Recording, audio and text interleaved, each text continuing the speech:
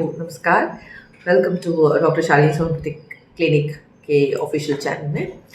आज जल्दी जल्दी फटाफट बात करते हैं एडेनॉइड्स के बारे में। एडेनॉइड्स के बारे में नहीं, एक्चुअली एडेनॉइड की हाइपरट्रोफी यानी उसकी इन्फ्लेमेशन के बारे में हम लोग मेडिसिन की बात करेंगे, क्योंकि एडेनॉइड्स तो सब में होता है, सब सो एवरीबडी हैज़ दैट।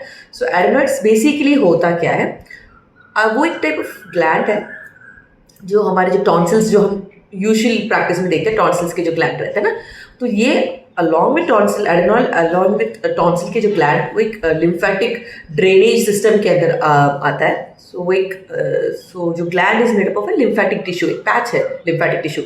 कहाँ मिलता है?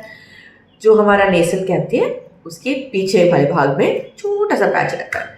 सो अब प्रॉब्लम क्या है ना कि ये बड़ा ही इंपॉर्टेंट जॉब लेके आया है एडेनॉइड्स अपने बॉडी में, ये बच्चों को, स्पेशली आमतौर के बच्चों को, क्योंकि ये एडेनॉइड जो ग्लैंड रहता है वो 3 to 5 years 3 से 5 साल तक की उम्र में बढ़ता है, अपना प्रोटेक्टिव अपना पावर दिखाता है, में large, and by teenage time उसका साइज कम होते रहता है। एडल्ट्स में बिल्कुल नाक के बराबर ही रहता है। इसका मतलब ये नहीं है कि एडल्ट्स को एडेनॉइड के कंप्लेंट्स नहीं आते हैं। आजकल फ्रीक्वेंसी ज़्यादा हो रही है, उनके सिम्टम्स भी यूजुअली क्रोनिक टॉन्सिलाइटिस कंप्लेंट हो रहा है, क्रोनिक एलर्जी कंप्लेंट्स हो रही हैं जिन लोगों को होती है, पोल्यूशन, स्मोकिंग, या फिर कैंसर हो गया, या फिर HIV इन्फेक्शन हो गया। सो इस दौरान पर अडल्ट्स को ज़्यादा एडेनॉइड का प्रॉब्लम होता है। तो बेसिकली जो होता है बच्चों को होता है, क्योंकि जैसे मैंने पहले कहा 3 to 5 years के एज में सबसे ज़्यादा इसका इफेक्ट साइज होता है बॉडी में। उसके बाद टीनेज जैसे जैसे होते जाते हैं उसका साइज छोटा छोटा होता रहता है, एंड ज़्यादा से ज़्यादा एडल्ट्स को ये नाक के बराबर बदल जाता है ये ग्लैंड, क्योंकि उनका जो इम्यूनिटी सिस्टम होता है वो किसी और डिफरेंट ढंग से वो फंक्शन शुरू हो जाता है। अब जब सिम्टम्स बच्चों में क्या आते हैं, ठीक है, सो सांस लेने में तकलीफ होती है, क्योंकि जैसे कहा ये नेसल ग्लैंड के पीछे वाले भाग में रहता है, तो जब वो एनलार्ज हो जाता है, बढ़ जाता है, तो सांस लेने में आपको प्रॉब्लम्स की फीलिंग होने लगती है, जिसके कारण नोज से, नाक से सांस लेने की प्रॉब्लम होती है। मुंह से वो सांस लेना आप शुरू करते हैं। जब मुंह से सांस लेना शुरू करते हैं तो क्या हो जाता है, लिप्स ड्राई हो जाते हैं, मुंह ड्राई हो जाता है और खर्राटे मारने लगते हैं, एंड उसके बाद एक अलग टाइप का ब्रीथिंग होता है, एक अजीब आवाज़ की तरह से उनका ब्रीथिंग होता है, जिसको हम डार्क वेदर ब्रीथिंग कहते हैं। एंड दूसरी चीज़ होती है कि साइनस इन्फेक्शन हो जाता है, क्योंकि एलर्जी का बैकग्राउंड शुरू हो जाता है, इन्फेक्शन बढ़ जाता है, तो जर्म्स को प्रॉपर ड्रेनेज नहीं मिल रहा है, तो पास वाली जगह पे इन्फेक्शन हो जाएगा, साइनस। एक और अलग सी बात होती है कि जब वो सो रहे होते हैं ना, तो सोते सोते थोड़ी देर के लिए उनकी जो ब्रीथिंग होती है वो रुक जाती है, उसे हम ऑब्स्ट्रक्टिव स्लीप एपनिया कहते हैं। ये होने में क्या होता है कि बच्चों में बिहेवियरल प्रॉब्लम्स दिखने लगता है, ठीक है, एंड उसके साथ साथ देखा जाए तो उनको ग्रोथ में प्रॉब्लम होता है, प्रॉपर स्लीप नहीं मिल रहा है, प्रॉपर बॉडी में फंक्शनिंग नहीं हो सकता है, फ्लूइड का जो बैलेंस होता है वो बिगड़ जाता है, ठीक है। एंड ऑल्सो इसमें क्या होता है, बैड ब्रेथ आती है मुंह से, ठीक है, एंड बच्चों में बेड वेटिंग का भी कंडीशन देखा जाता है, ये ऑब्स्ट्रक्टिव स्लीप एपनिया के अंदर आता है।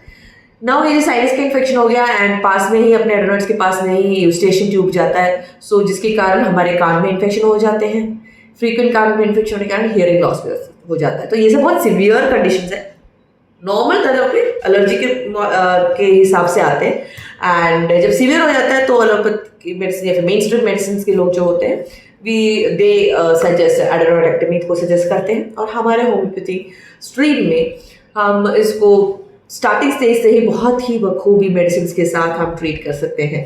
तो मेडिसिन के लिए हम रेडी हैं। सो शुरू बताओ, एक्चुअली मैंने कहीं पढ़ा है एंड मैं प्रैक्टिस में वही करती हूँ कि जब हम एडेनॉइड के ट्रीटमेंट स्टार्ट करते हैं, मैक्सिमम आप कॉन्स्टिट्यूशन मेडिसिन से पहले बैसिलिनम से स्टार्ट कीजिएगा। अब बैसिलिनम आपको फोर्टनाइट हर 14 डेज में एक बार 200 पोटेंसी में आप दीजिएगा। इसके साथ आप कॉन्स्टिट्यूशन मेडिसिन भी दे सकते हैं, but not on the day. जिस दिन आप दे रहे हो बैसिलिन, उस दिन आप कोई और मेडिसिन नहीं दीजिएगा। 2 दिन पहले 2 दिन बाद वो गैप मेंटेन करने के बाद आप फोर्टनाइट आपके you have to just give bacillin along with the indicated remedy. इसके सिवाय हम देखते हैं बहुत ही कॉमन मेडिसिन है हमारा एग्राफेस न्यूट्रेंस। जो एग्राफेस न्यूट्रेंस रहता है, एडेनॉइड्स को 3x के पोटेंसी में हम दिया जैसे बहुत अच्छी इफेक्ट देते हैं, एडेनॉइड्स के लिए फिल देते हैं। कैलकेरे का जो चाबी बच्चे होते हैं, पेल बच्चे होते हैं, फ्रीक्वेंटली ठंड लगती है, पूरा बॉडी कोल्ड रहता है ना, एग्स पसंद है, तो ये सारे फिजिकल जनरल जो कॉमन कॉन्स्टिट्यूशन मिलता है, तो वो जो चबे होने के कारण ना उनको तो प्रोटेक्शन की भी उतनी ज़्यादा ज़रूरत पड़ती है।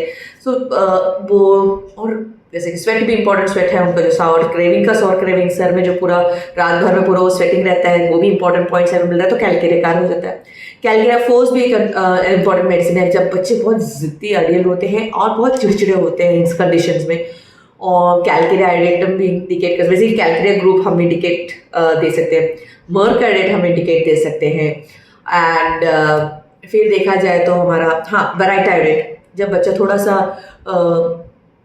हम देखा जाए तो मेंटली वीक दिख रहा है बच्चे में, जो हम अप्रोच कर रहे हैं, हम उनसे क्वेश्चंस पूछ रहे हैं, उनका जो रिस्पॉन्स होता है वो उसके हिसाब से नहीं रहता है, बाकी पैरामीटर्स मिल रहे हैं तो we can do that. And hydrastis canadensis रहता है, हाइड्रेसिस कैनारेंसिस में भी एक्सीलेंट मेडिसिन है हमारे इस रेमेडी का। और फिर क्या होता है,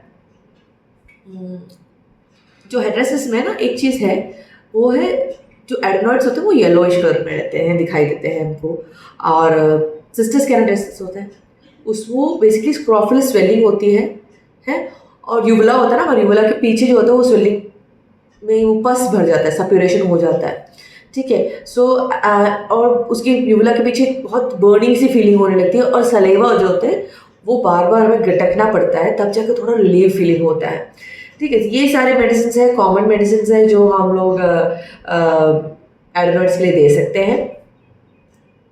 तो एक और रिकैप करें, सबसे पहले आप एसिड से शुरू करो, फिर एग्राफिस न्यूट्रेंस लिया जाएगा, एंड अगर एडेनॉइड्स के स्वेलिंग में अगर डीएनएस नेसल सेप्टम के डिविएशन के कारण उसका इन्फेक्शन का एक कॉज दिख रहा है, तो लेप्टामाइन भी एक अच्छा मेडिसिन है।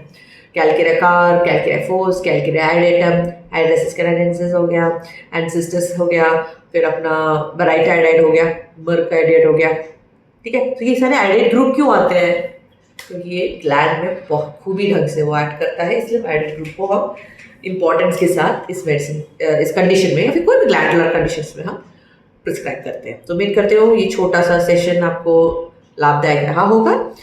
सो ऐसे छोटे छोटे सेशन के साथ हम फिर से मुलाकात करेंगे। वीडियो पूरे एंड तक देखिएगा, ना कोई यूज़ नहीं रहता है, मैं हर एक वीडियो में कहती हूँ with like, share and subscribe for the benefit of our own homeopathy community. Learn and share the knowledge. अगले टाइम मिलने तक थैंक यू, पढ़ते रहिएगा।